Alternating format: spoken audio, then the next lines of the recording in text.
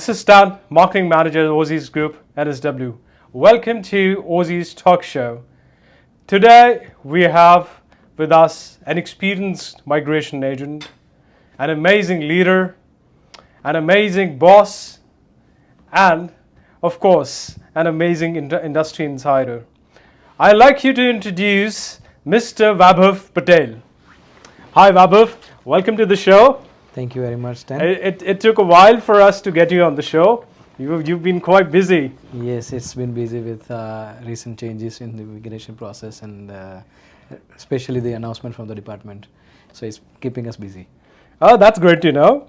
So, Vaibhav, I'll just get straight away to the point, and I'll not keep my viewers waiting on this. What is the current situation with immigration policies? So look, as you can see that the processes are being a bit strengthened. So the criteria are being very strict nowadays for student visas. For 485, the duration of 485 is getting less, and overall skill migration is also quite on hold for a while. So, but as I always say that it works like a wave. So sometimes it goes up and then it goes down, then goes up. So you just have to wait for the right time.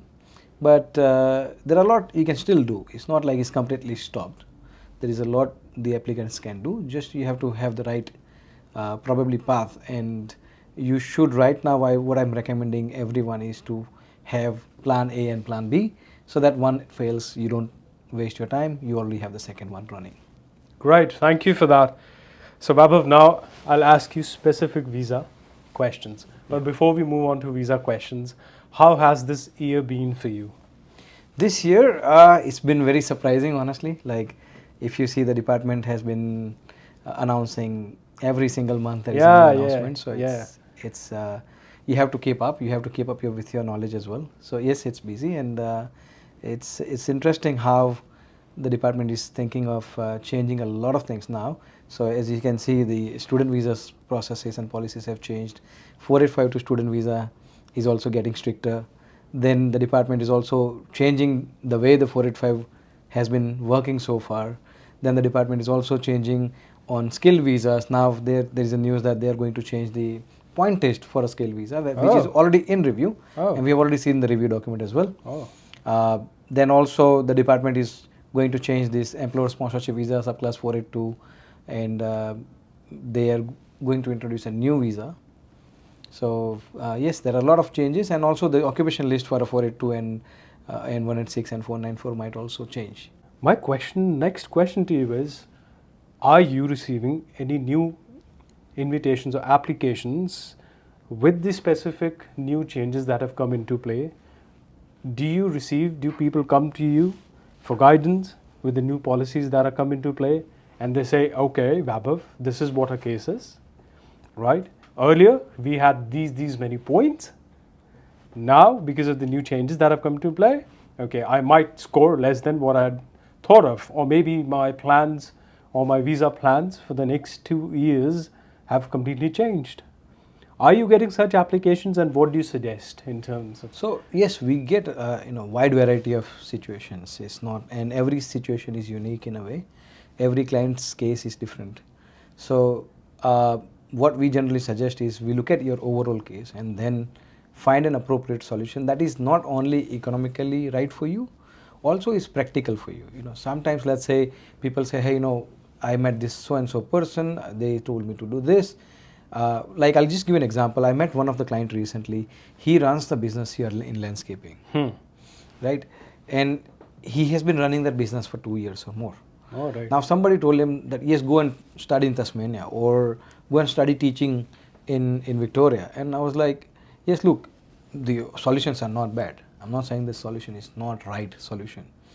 But if you see, practically it's not possible for him, because he has to leave entire business from here and then go there. That's true. Rather, I suggested, look, you study something that you can study here. At the same time, because you've been running your business for last 2 years, you can also sponsor yourself, because that's a genuine need of the business. The business is not going to be able to survive without your presence. So you can also sponsor yourself on a 482 visa. And if you think you want to shut down your business and work for someone else, then you can also probably apply for a job, because he was working in landscaping and plenty of jobs are available in landscaping. Yeah. So why not just simply approach one of the employers and say, hey, no, I'm ready to work for you, That's true. right? Yeah. And I've got references. My clients will also come to you. That's a benefit for you to hire me. Yeah. And anyways, most of the businesses in Australia are facing skill shortages. So they would be openly, with an open arm, they will accept this kind of applicants who's got experience. They've got the skills. So I don't think it's stopping them to get a good job and convince any employer that, look, I'm right fit for you, and I will be addressing the right skill shortages within your business. You can sponsor me, and that client was quite happy with the way that we suggested that, look, this is the solution that you should be applying, because this is a practical solution for him. Okay, so this question is really interesting. As I read this, it says, I'm doing that for you, Purusharth. So Purusharth writes that I'm getting married in 2 months now. Sorry, 2 months. And I also plan to bring my parents in. What are the prospective options for me? How do I do that? So, has he mentioned that what visa is he on? Or? So he is currently at 485. Right. So if you are going to get married, you can easily apply for a 485 subsequent entrant for your partner. Yeah. I mean, you can obviously suggest Purusharth on that, because he looks for a guy who's so Purusharth clearly simple. a family you can guy. bring your partner in on a 485 subsequent entrant visa. And I also come across a lot of students who are on a student visa, and they need to bring their partners into Australia. So in that case, if you are on a student visa, let's say, for other people, and if you want to apply for a subsequent entrant for your partner, the only challenge is right now the department is very strict. But if you are studying at a good university or a good college, and if you have been complying with your student visa condition, and if your partner in back home has a good return incentive, like they had a job or they have savings, etc., then the chances of getting the student subsequent entrant is also good. But with 485, we have not seen any complications as such that prevents you from bringing your partner. So Purusharth, for you it will be very easy that you can simply bring your partner on 485 subsequent entrant visa. Brilliant. I mean, that was amazing, Purusharth. And please write us on the comment, how did you like this solution? And please don't forget to follow Vaibhav on Instagram, LinkedIn, and subscribe him on YouTube. Now you know Wollongong and Rockdale. You've got Aussizz taking care of your visa journeys. And as I say, and I quote, as I read in one of your emails, it says that these guys have seamless, effortless, reliable visa solutions you can get anywhere in the world. So please, Wollongong and Rockdale viewers, don't forget to go to your nearest branch and look out for visa options.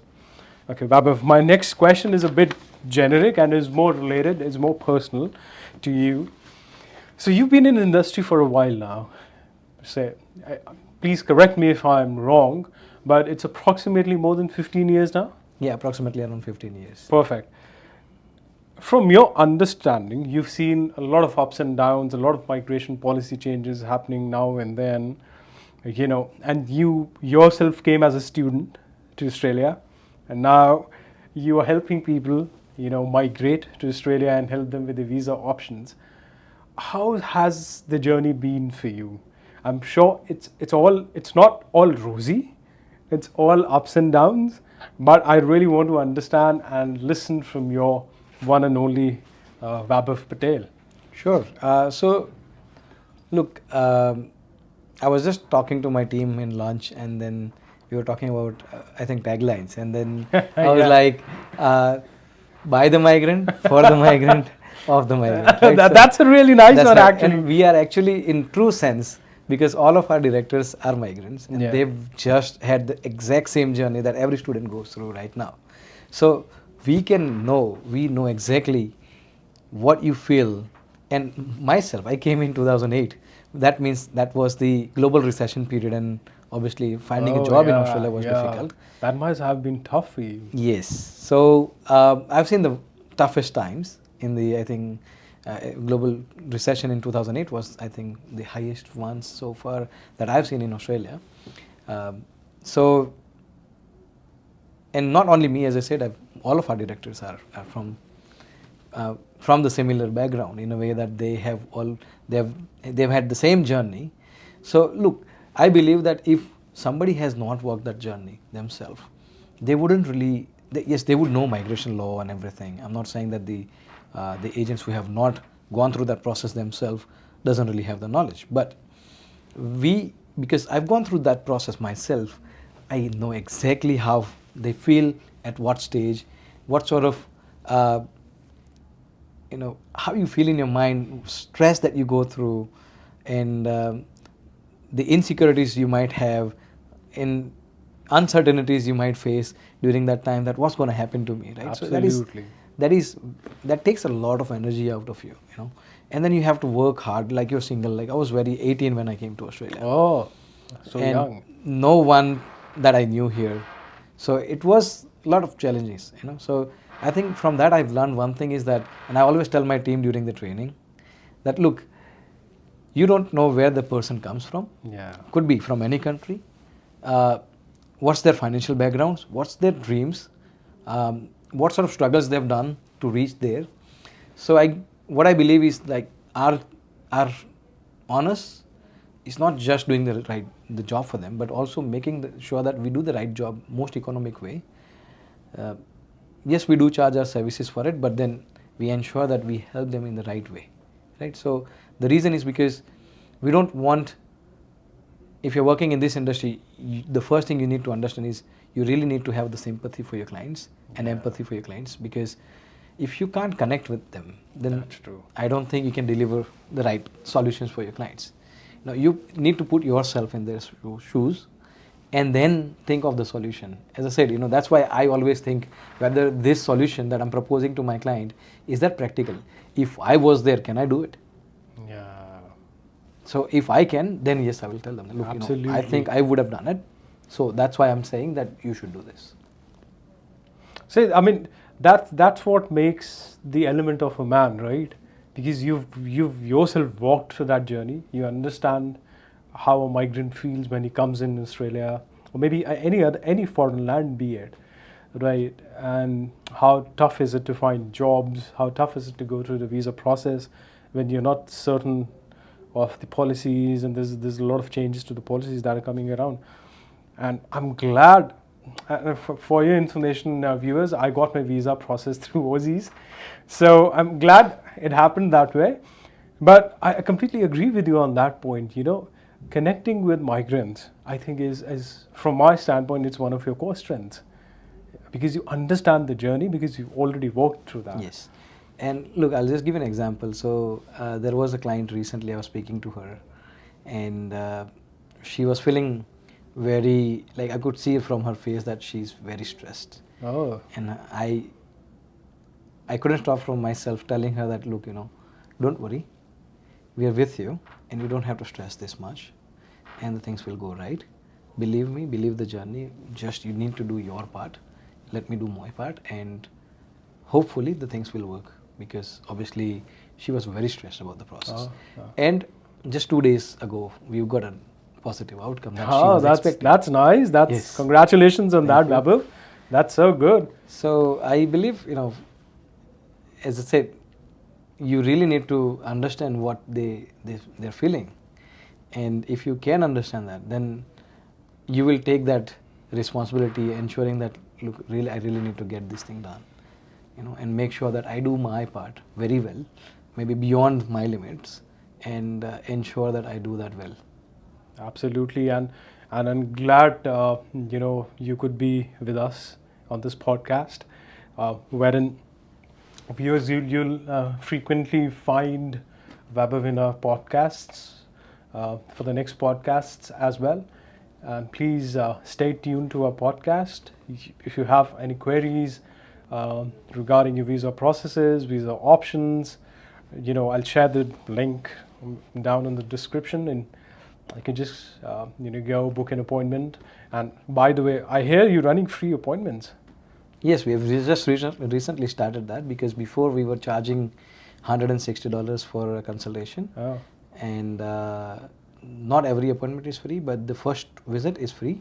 The reason we made it free recently, and it's temporary only, the reason is because we have seen that a lot of students now are struggling to pay off their bills because of the inflation.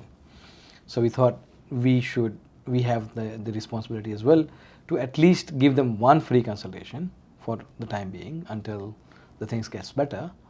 So therefore we then decided to have at least one free consultation.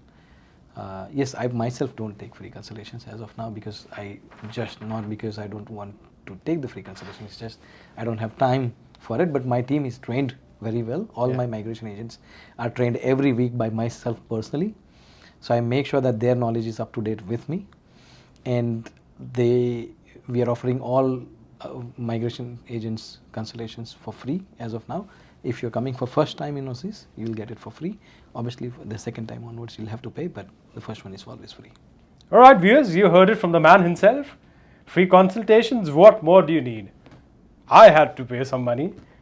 At least I got you some free consultations. You should thank me for that. All right, Vaibhav, thank you for coming on our show. It was a pleasure having you on our show, and we hope that we see you regularly in all the podcasts that we have lined for you. Viewers, this is Stan signing off. Stay tuned, subscribe for getting more updates, and don't forget to watch our next episode of podcasts that we feature with Mr. Hardik Patel, who is the director of Paramara, along with Vaibhav, and we'll be discussing some exciting industry stuff that we have for you. Stay tuned, you don't go anywhere. Again, as it says, effortless, seamless, and reliable. That's who we are. We are Aussizz Group. Thank you. And if you have any queries, if you have any doubt regarding your visa processes or migration processes, put in the name and your number. Our team will get in touch with you within a jiffy. That stands promise. Signing off.